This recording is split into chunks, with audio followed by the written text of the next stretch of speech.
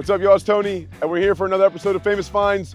Today we are in Arlington, Texas, here to check out two of the hottest barbecue spots. First, we're gonna head over to Hurtado Barbecue, taking over Texas by storm with multiple locations. And then we're gonna head over to Smoke'N Ash, which is serving up Tex Ethiopian, and it was also just nominated for a Michelin star. Hurtado Barbecue, founded by Brandon and Hannah Hurtado in 2018, started with pop-up events across North Texas and Arlington. After 1 year in the pop-up scene, they transitioned to a food truck at Division Brewing in Arlington in 2019. Opened their first brick and mortar location in downtown Arlington, February 2020, inside a 120-year-old former railroad station. Opened more locations, making Hurtado one of the fastest growing independently owned barbecue brands in Texas. 1,000-gallon smokers.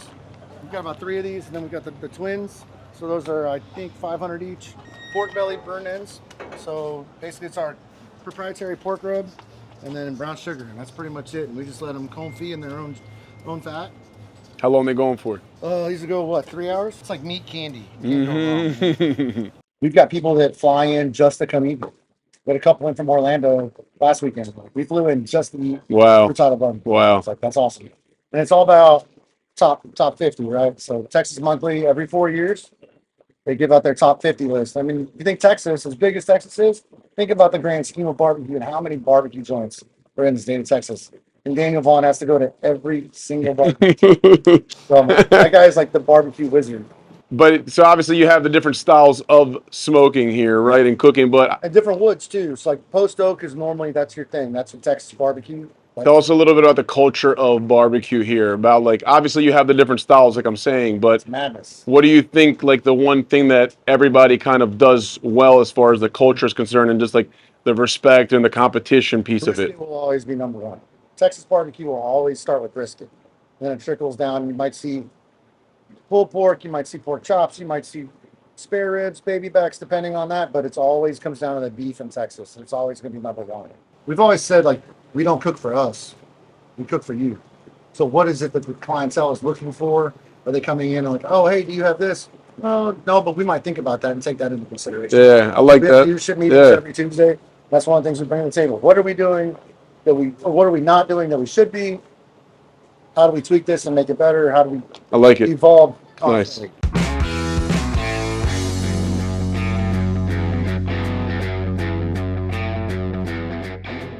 So here, the story is basically that Stefan, as Stefan told us, we have Hurtado's Barbecue over there, and we have Haters over here, Hayters, which is their bar, Hurtado's Haters, and then you have this shared common ground where everybody's just having fun, eating barbecue with their families, with their friends, and that's what Texas barbecue is all about.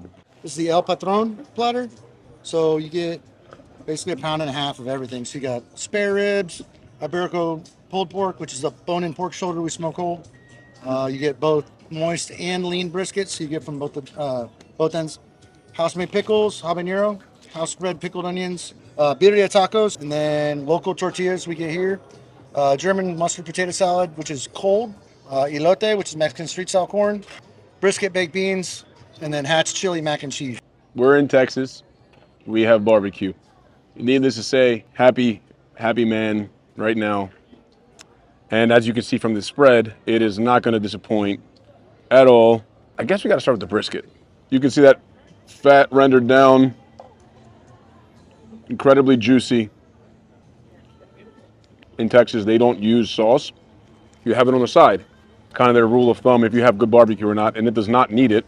I do want to taste it. Got a nice little tang to it. It's not very thick, a little on the runnier side, but again, you don't need it. Got pulled pork here. Thick pieces, not sliced too fine.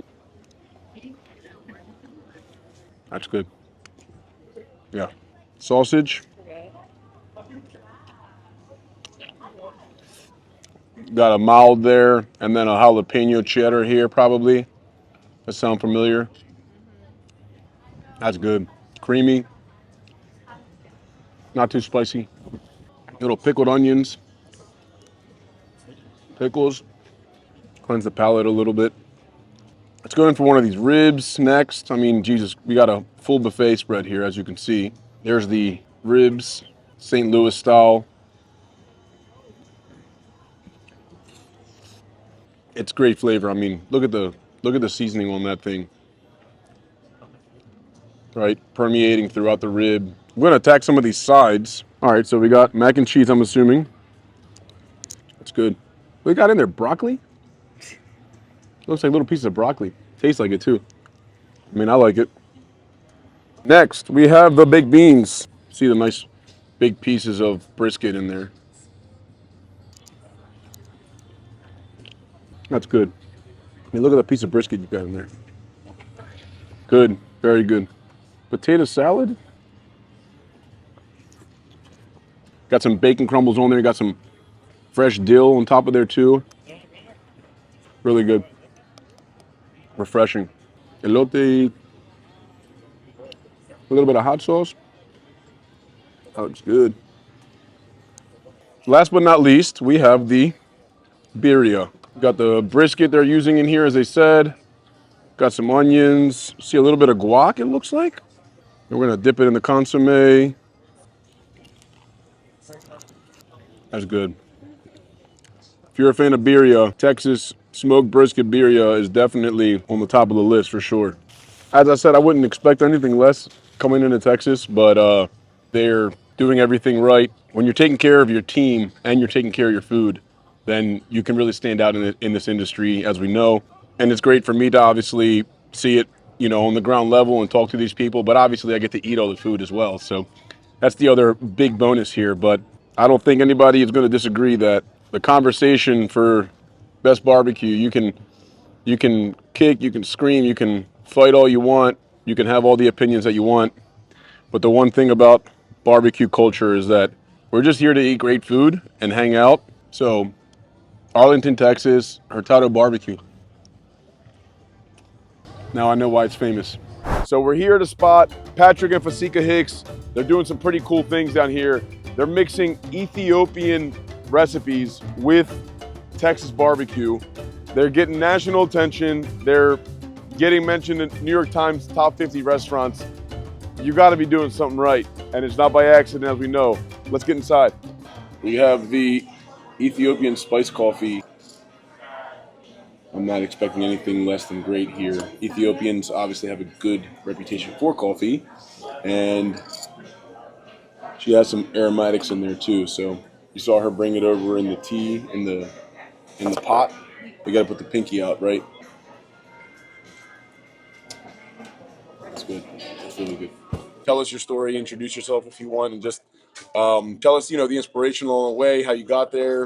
Of course, Patrick and I have been married for well over 20 years. And from there, we just kind of start merging stuff. And we are in a position where we created a plate we call Texas Ethiopian. So Probably around 2021. My family have a restaurant in Waco, and also they had one in Dallas. And I kind of learned over time that how to get the flavors in, and then use your what's black pepper, your salt, and your season on the very end. Obviously, the influence on the Ethiopian side. I mean, tell me a little bit about that, obviously, and how it came about and how you adapted to. when it comes to blending the two, definitely the spice, somehow the Ethiopian spices are blending so well with the hickory smoke as well. 2019, Yeah, right before COVID started, yeah. yeah. So we started the Ethiopian food on the weekend, and then we start having customers coming in to eat the Ethiopian food. Like, family coming in for part of the family wanted the Ethiopian food, the other part wanted Texas barbecue. They start merging the two together. That kind of gave us more ideas. Hey, why not even using the spices that we use on Ethiopian food to kind of rub the brisket with it or pork ribs or whatever.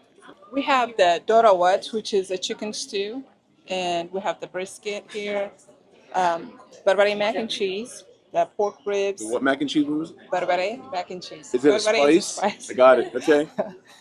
We have the pork ribs, red lentil stew, and we have some pork rib tips, shiro, which is a chickpea puree, cabbage and carrots here, and what you see rolled in is the injera bread, and also it's on the top of the injera as well. Got it. Yes. So The spices are going on the meat when you're smoking, Prior and then to you're smoking, you're yes. also After smoke. after you're hitting it with Yes. some sauces and some spices as well. Yes. And we have kibe. Kibe is clarified butter. We use different spices to spice it up. And we finish all of the meat adding that. Smoke'N Ash Barbecue, Arlington, Texas. I can't put my excitement into words. Like, I'm legit very excited to try this food right now. I can just tell from the spices on here and the sauces that they have going on that you can see why they're gaining a lot of momentum right now, why they're popular. Great people. That has a lot to do with the process. As you know, it's not only about serving good food. I think I'm going to go with the brisket probably. That is good. Sorry, yup, we'll get out of your way. He was waiting for us to like finish up and we're not finishing up. The spices, it's not for everyone. I personally love it. Then we're gonna get into the chicken stew. Got a little bit of, oh, that's an egg. Wow. Okay, I mean, I guess this is how you eat it. You eat it with the egg. So there's the egg. And here's the chicken. That's good. You can't have barbecue without Texas toast. So they got that there. And they also have their Ethiopian bread as well on the side. Apparently the traditional way for Ethiopian food is you eat with this and not a fork. Here's the rib.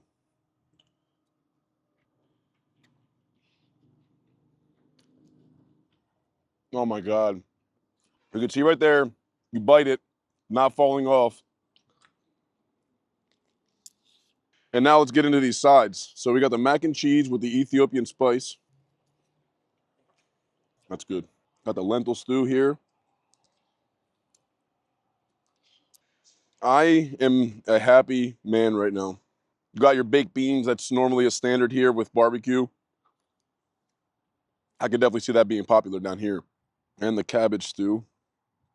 We went with whatever they recommended, so. Again, you think Texas, you think barbecue. You don't think Ethiopian barbecue. Got my nose running. It's amazing. Smoke'N Ash Barbecue, Arlington, Texas. Now I know why it's famous.